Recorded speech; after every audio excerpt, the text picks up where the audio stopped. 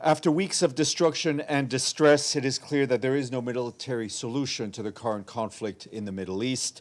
While no agreement was reached at the talks hosted by Pakistan between the United States and the Islamic Republic of Iran in Islamabad, the discussions themselves underscored the seriousness of their engagement and constituted a positive and meaningful step towards renewed dialogue.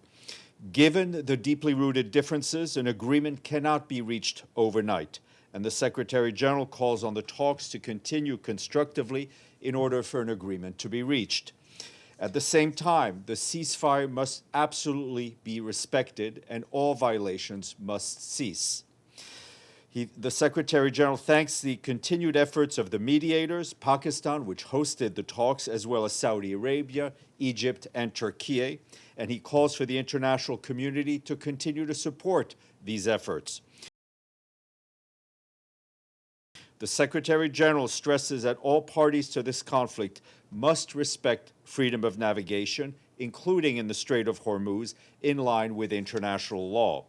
We need to remember that some 20,000 seafarers have been caught up in this conflict and are currently stranded on ships, with hardships increasing daily. Disruptions in the maritime trade through the Strait of Hormuz have already had a direct impact well beyond the immediate region, with increased global economic fragility and insecurity in many sectors.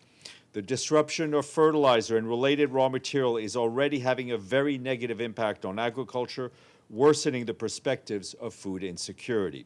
With that in mind, the Executive Director of the UN Office for Project Services, Jorge Moreira da Silva, working with the UN Conference on Trade and Development, UNCTAD, the International Maritime Organization, and the International Chamber of Commerce, is continuing engaging extensively with relevant parties to design and operationalize the mechanism that for the Strait of Hormuz that we announced on March 27th.